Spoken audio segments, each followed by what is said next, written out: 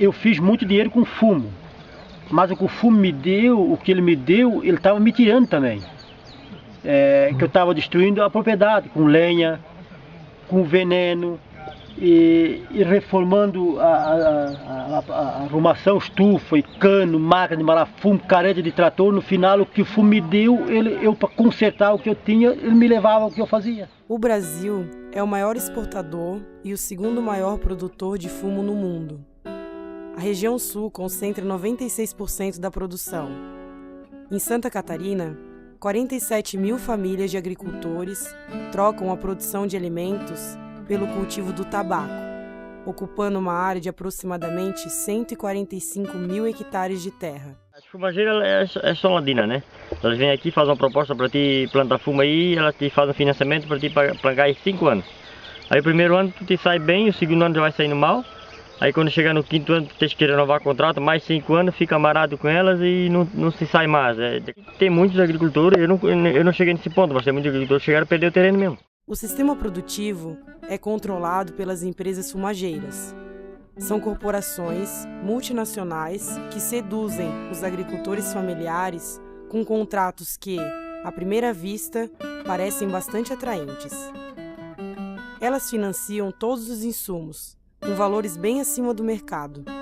Também financiam a construção das estufas de secagem e fornecem assistência técnica em troca da cessão das terras e da intensiva mão de obra familiar para produzir fumo, desde o cultivo até a cura final das folhas. Isso gera uma relação de exploração e dependência. Para se cultivar fumo, a diferença hoje é muito grande sobre a fumageira e a agropecuária. Em torno de 20% a 30% é a diferença que dá nos insumos, né? Então a gente, para produzir fumo, teria lucro se fosse plantar o fumo, pegar os insumos da pecuária, se você tiver o recurso. Aí senão você vai ser crucificado pela empresa para produzir o fumo, né? O projeto das fumageiras é deixar o colono cada vez mais pobre, porque dentro do trabalho que a gente vem fazendo com as fumageiras, a gente está amarrado, a gente não tem direito a nada, né? Eles têm o valor dos insumos, do preço que eles querem, uma exploração. O controle de qualidade hoje está na mão das empresas, né? E hoje nós fizemos o processo todo e sempre temos cada vez fazendo qualidade melhor e tentando fazer qualidade, né? E as empresas que, o final é das empresas aqui. Mas já aconteceu alguma vez assim, de o senhor ter um fumo que o senhor julgou bom e de repente o julgamento na empresa não foi tão bom? Como é que funciona isso? Já aconteceu muitas vezes e continua acontecendo e é difícil de parar de acontecer. Geralmente, os agricultores envolvidos neste sistema são os que não têm outra alternativa produtiva como venda garantida. Pelo contrato que fazem com os produtores de fumo, as fumageiras propõem-se a comprar 100% da produção. O valor a ser pago em cada safra é negociado entre as empresas e as entidades de classe dos fumicultores. O que se observa, no entanto, é uma criteriosa depreciação do produto entregue pelos agricultores, a começar pelos critérios obscuros que dividem o fumo produzido em mais de 40 classificações. Vou falar sobre a classificação do fumo, quer dizer, a venda. Então é assim, uma semana eles se reúnem e então eles dizem assim para os compradores, né, que estão lá na correia: ó, essa semana vocês podem pagar bem o produto. Só que daí no final da semana eles se reúnem numa mesa redonda, tá? E conversam entre eles. Olha a média. Ah, compramos demais, não deu para eles encher o bolso, no caso. Se reúne de novo e diz: ó, essa semana vocês vão pagar o fumo lá embaixo. Eu há 3 anos atrás, eu levei 200 arrobas de fumo na correia. Só o que era XO1, eles pagaram XL1, que dá uma diferença monstra no arroba. Esse ano eu tive na correia mais uma vez, numa companhia, até vou dizer na Intabre. A primeira vez que eu falei era Universal e hoje na Intabre. Eu estava na correia conversando com o gerente, de repente me passa um fardo de fumo, eu pergunto, eu não notei, não prestei atenção. Pergunto para o comprador: o que é que tu pagou nesse fardo de fumo? BO2. Realmente era BO2 que eu tinha botado no cartão. Mas só que na verdade ele mentiu. Ele disse para mim que pagou BO2, mas lá na frente ele mandou colocar CR2. E isso vai dar uma diferença que joga o produtor lá embaixo. Vai dar diferença de 20 conto por arroba. Então aí o sangue me subiu. Aí eu fiz ruaça. Aí chamei o comprador e fiz até um escândalo. Eu disse, já passei por um infarto, por um derrame, já fui cortado por 3 vezes, mas eu ainda posso pular essa corrente e dar uma coça aí dentro. Porque isso é coisas que não se faz. Isso aí é uma roubalheira, isso aí é uma injustiça que tu estás fazendo em cima do produtor. São feitas 45 classes aproximadamente por um fumicultor. O fumicultor entregar o fumo para a fumageira. Mas na fumageira eles pegam todas essas classes, dividem em 3, como eu já falei, o amarelo, o preto e o intermediário, e misturam tudo. E é essa mistura que é vendida. Tanta porcentagem do amarelo, tanta porcentagem do preto, e é vendido esse blend. Essas 45 classes é só para o agricultor. Para o mercado internacional não é. E um detalhe muito importante é que aqui, para o agricultor, o fumo preto, eles pagam 99 centavos por quilo. Só que esse mesmo fumo preto é o mais valorizado no mercado internacional. Tem que dormir aqui porque o fumo, quando é bem curado, ele fica assim. Esse tem valor. E o outro fica assim. Sem valor nenhum. A estufa chama, a gente tem que dormir aqui debaixo, porque a morada fica meio longe, né? Então às vezes eu caçou, eu digo, olha, agora eu tô apartado da mulher. Então a estufa chama assim 3, 4 vezes durante a noite. Aí a gente já é bom mesmo dormir perto, senão sai lá de longe, né? E vem pra cá e...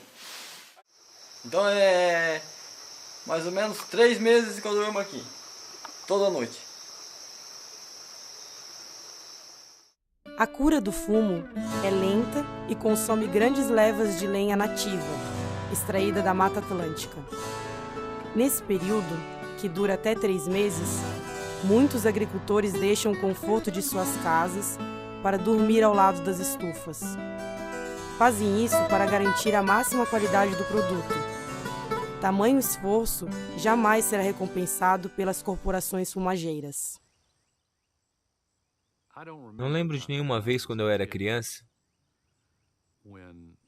em que o verão não significava trabalhar com tabaco. Simplesmente eu adorava. Nesse período, quando eu trabalhava com os caras lá na fazenda, eu me divertia muito. Já a partir de 1964, com a notícia do cirurgião geral, ficou evidente a conexão entre fumar cigarro e o câncer pulmonar. Continuamos produzindo tabaco. Nancy era quase 10 anos mais velha que eu. E éramos só nós dois.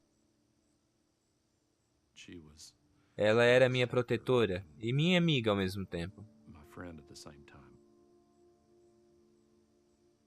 Começou a fumar quando eu era adolescente. E nunca parou. Morreu de câncer pulmonar. E é uma das piores maneiras de morrer.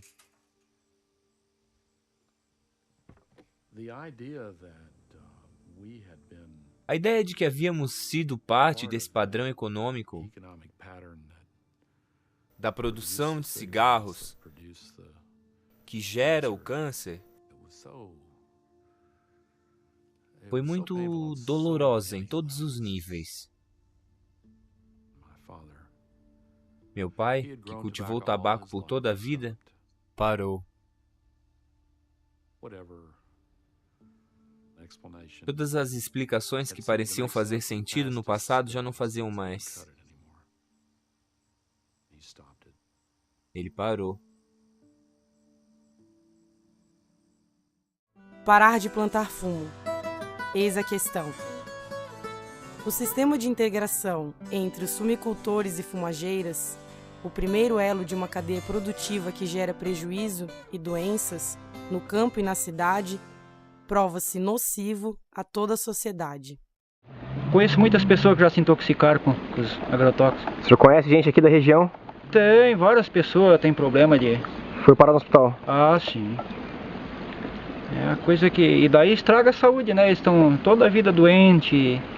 É só trabalhar com um pouco de veneno aí já se sente mal. Isso tem gente aí, bastante. Se eu mexer ali sem luva, adormece os dedos. Deve ser por causa do veneno. E essa questão agora de ter uma criança pequena, né, passando veneno, como que vocês veem isso? Assim? É bem assim complicado. Eu até, os dias que é mexido no fumo, eu não fico com ela em casa. Que é complicado, a gente tá mexendo no fumo, coisa de veneno, daqui a pouco tem que ir lá atender ela, tem que sair correndo, lavar a mão para atender uma criança. Sabe que é muito veneno, não? A gente trabalhava com fumo e eu já sempre me intoxicava, né? Não podia trabalhar no fumo, e a minha gurizada também, a gente viu, começou a trabalhar, começou a intoxicar também, daí só a gente entrar dentro da roça de fumo já se sentia agoniado, né, enjoo, né, daí a gente tomava um Dramin para passar o enjoo, daí trabalhava assim, mas à noite tava sempre, não dormia direito, né, não descansava. E esse negócio de porra de fumo aí também já deu em mim. Isso é muito ruim, isso aí. Começa a sentir enjoo, vai indo e chega pro fim, não se domina mais, não dá mais. Tomar o banho ainda é pior. Quando a gente toma o banho, daí que derruba mesmo. Começa a vomitar e dor de cabeça. O fumo dá aquele pouquinho, né? Só que é um serviço muito ruim, muito pesado. Eu, hoje de manhã, levantei, era 9 e pouco, porque eu tomei um pileque de fumo ontem, né? A gente fica tonto, vomita, dá dor de cabeça, fica enjoado. É terrível o fumo.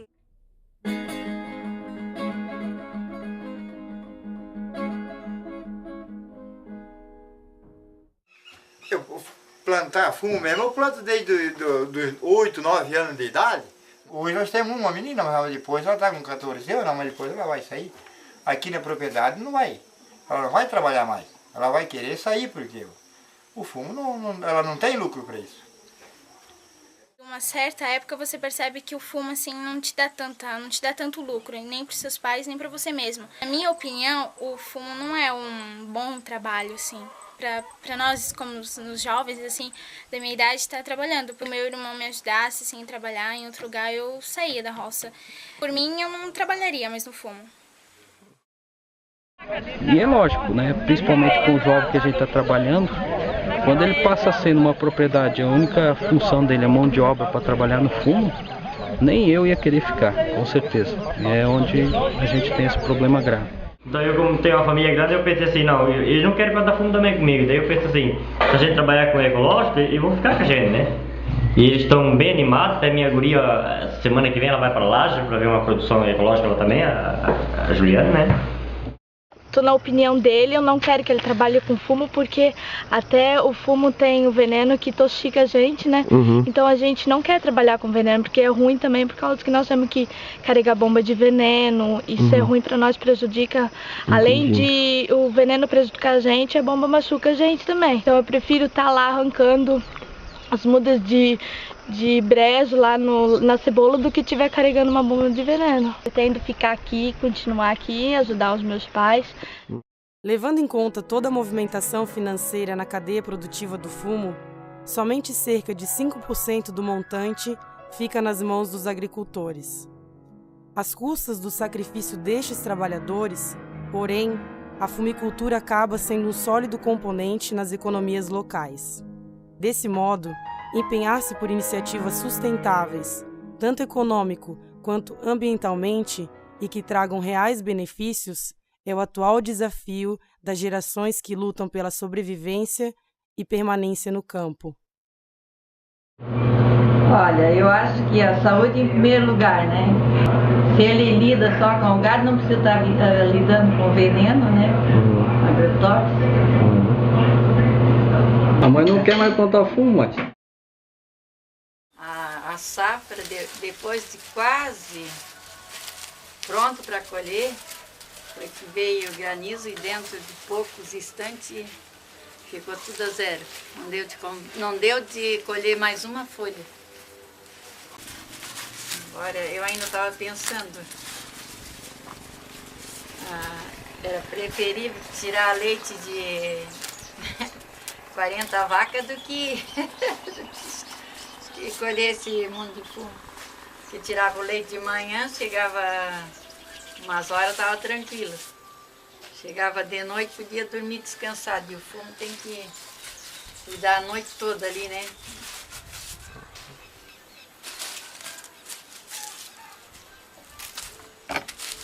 Fumo não dá lucro para ninguém. Porque quem compra o fumo fica cada vez mais rico, mas quem produz, que vende, cada vez mais pobre, né? Pelo que eu conheço aqui na vizinhança, não só eu, no caso, né? Como todos os vizinhos ali, é uma ilusão, que eu não vejo um bem de vida em cima da lavoura de fumo. Fazendo a conta não dá nada, dá a média de R$1 por dia, se nós receber, falando bem a conta direitinho. Em maio de 2003, uma resposta mundial aos efeitos destrutivos da cadeia do fumo foi posta em prática. Discutida por 190 países membros da Organização Mundial da Saúde, a Convenção Quadro para Controle do Tabaco foi assinada neste ano. Trata-se de um tratado internacional de cooperação e compromissos, onde os países participantes aportam verbas e esforços para controlar o avanço do tabaco e seus derivados no mercado mundial. No Brasil, uma das ações no cumprimento desta meta é o Programa Nacional de Diversificação das Áreas Cultivadas com Tabaco. Com a participação de ONGs, prefeituras e outras organizações, as regiões sujeitas à dominação das fumageiras passaram a receber assistência técnica, cursos, intercâmbios e processos de empoderamento das comunidades, com o firme propósito de trazer uma alternativa produtiva, rentável aos produtores de fumo. Então o tratado, esse tratado internacional, ele não diz que é proibido plantar fumo e que é para acabar com o plantio de fumo, não é isso. Ele diz, olha, os países que assinaram o tratado, eles têm que, com as organizações da sociedade civil, que aí entra aqui CEPAGRO, EPAGRE, as ONGs, o governo federal, eles têm que estudar alternativas para que os agricultores, fumicultores digam, hoje nós podemos plantar outras culturas e ter renda.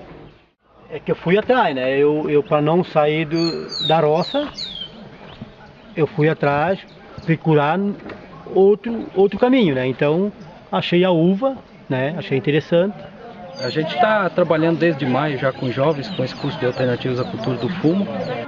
O bom desse curso é que ele abriu muito a cabeça de muita gente, porque a maioria das pessoas tinha a ideia focada em fumo e não tinha a ideia que dava para ser feito outras coisas e que gerasse lucro, né? E sem degradar o meio ambiente.